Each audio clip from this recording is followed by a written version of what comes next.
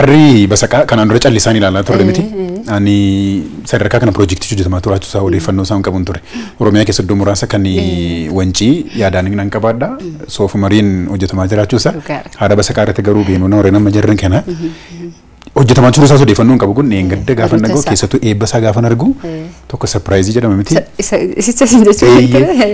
Qalbii si hawwata gaafa ta'e ilaaltu hojiileen keessattuu ikooturizimii wajjin wal qabsanii bakkeewwan hawwata turizimii Itoophiyaa keessa jirtu misoomsanii gara dinagdee sabdaneessaatti geessuudhaaf hojiileen hojjetamaa jiranii tokko si hawwatu sadarkaa kanaan biyya keenyadhaa yaadi bakki kun ituu Dubaayin ta'eera ta'oo ituu immoo Saawud Arabiyaa ta'eera ta'oo nama jechisiisa waan ta'eef qalbii si hawwata baay'ee. Dhugaadha akkuma ati jettee gaama hawwata turizimiitiifis akkasuma gahee olaanaadha kan qabu iddoowwan ga'umsa turizimiidha Itoophiyaan uumamaan iyyuu waan hedduudha kan isheen qabdu akka naannoo Oromiyaattis akkasuma iddoowwan hawwata turizimii baay'een isaanii dubbii keenya keessatti soonatutti dabalamaa jira malee uumamaan iyyuu bareedoodha. Iddoowwan akka kanaa kunniin garuu kan nam-tolchee kan jechuudha dandeenyu sana kanaaf turizimii egaa atummaanis uumuu dandeessa kan uumamaan jiru sanas akkasuma sona gaarii itti dabaltee kunuunsitee eegdee dhalootaa dhalootatti dabarsuudhaan sadarkaa kanaan akka hawwattummaa qabaatu taasisuu ni danda'ama jechuudha. Egaa sadarkaa biyyaatti piroojeektoota hedduudha ni yaadannaa kan maaddii biyyaa maaddii dhalootaa kan hedduu ta'an kan shaggarri akkasuma ni jira. Kunniin akkuma kan baay'ee sarpiraayis godhuu fi hin ta'a hin danda'ama akka jettu kan si taasisu kanneenuma harka wayyaa jalaatiin yookaan ammoo dhoksaadhumaan hojjetamanii too akkanaan sadarkaa kanaan hawaasaaf dabarfamanii too kennaman yookaan ammoo namni akka itti tajaajilamu taasifamanidha. Egaan hojiitti jirraadha ergaan isaa caarmaatti naannoo Amaaraatti naannoo Oromiyaa naannoo uummattoota kibba Itoophiyaatti naannoo Tigraayitti piroojeektoonni kan horarra jiran akkuma jiran kanneen ammoo guutumaa guututti hojjetamanii too miidhagina fuula keenyaaf argi amma kan guyyaa sirriitti agarsiisun akkuma jiru ta'e galgala isaa ammoo akkasiin gaafa ifaa namtolcheetiin faayamee too mul'atu waan hedduu hawwatu qaba abdiitu jira dhaloonni egeree waan gaarii turizimii booddee amma Saawud Arabiyaa fa ilaaltee taana Saawud Arabiyaa gamtaanii Miriitoota Arabaa baay'een isaanii qe'ee isaaniiti warreen boba'aa akka bishaanii waraabaa turanidha. Dhaloonni itti aanee dhufu boba'aan kun dhumuu waan danda'uuf dhalootaaniif maal hojjechuu qabna jedhanii keessattuu Saawud Arabiyaan gammoojjii ishee misoomsaati kan isheen jirtu UAE yookaan immoo gamtaa Miriitoota Arabaa amma guyyaa tokkotti amma namoota miiliyoona 2-3 daawwatamaa kan isaan jiranii.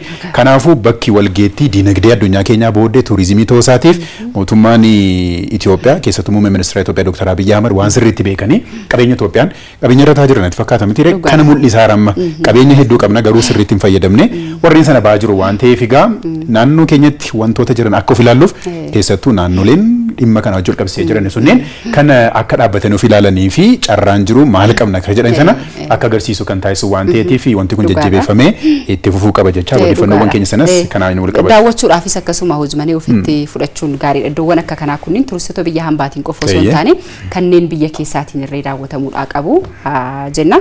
Itti fufna odeeffannoo gabaabaan dhimmi ittaanu Qe'een Beenuunaa mul'ata ministeerri muummee Dr. Abiy Ahmed misooma Itoophiyaaf qaban kan mul'isu ta'uudha. Egaa Itoophiyaatti ambaasaaddarri Ingiliz Daraan Weelchii kan ibsan.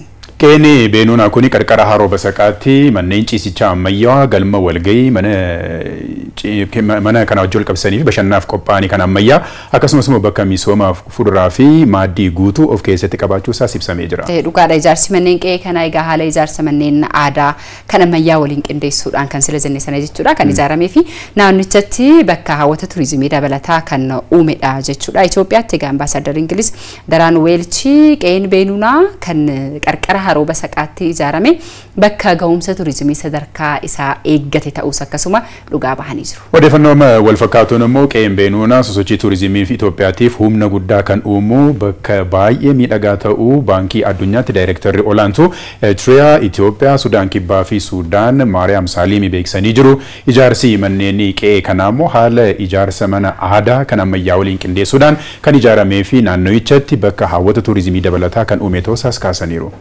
Sirna eebba qe'ee kanarratti kan argaman baankii addunyaatti daayirektarri olaantuu Eritiriyaa, Itoophiyaa, Sudaan Kibbaa fi Sudaan Maariyaam Saaliim Qe'een Beenuunaa bakka hawwata turizimii ajaa'ibaatis jedhaniiti kan jirani. Ijaarsi Qe'ee Beenuunaa fi haalli qilleensaa gaarii naannoyichatti jiru humna qabeenyaa cimaa uumuus akkasuma himanii jiru. Haala mijataa kana irratti gammachuu argachuudhaaf gara fuula duraatti maatii isaanii waliinis bashannanuu akka dhufanis beeksisanii jiru. Misoomni Qe'ee Beenuunaa haalli itti hojjetame kanneen bashannanuu barbaadaniitiif haala mijataa kan uumu bakka baay'ee miidhagaa ta'es kaasanii jiru. Dabalataanis naannoon qonna fuduraalee fi muduraaleetiif mijataa ta'uu hubachuu isaanis kaasaniiru. Kanaanis hojiiwwan misoomaa madda galii lammiilee dabaluudhaaf akkasumas immoo guddina dinagdee biyyaatiif oolan hojjetamaa jiraachuu hubachuu isaaniiti kan himan jechuudha. Qe'een Beenunaa misoomni burtukaanaa, loomii, paappaayee fi maangoo akkasumas immoo lukkuu, gaala, horsiisa re'ee fi beeladaa bakka tokkotti qabachuudhaan kan ijaarame ta'uu himanii kunis kan irraatii baratamudha jedhu.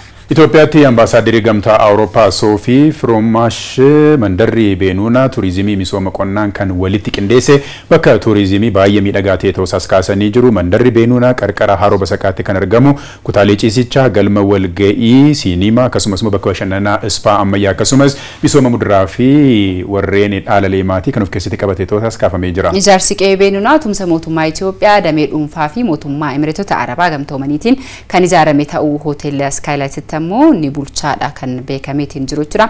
Ijaarsi mandarichaa bakkee turizimii ogummaa aartii gamoo aadaa ijaarsa gamoo ammayyaatiin waliin qindeesse qabachuun misooma hawwataa hawaasa naannawaatii fi humna turizimii dabalataa kan ta'es akkasuma beekamee jira.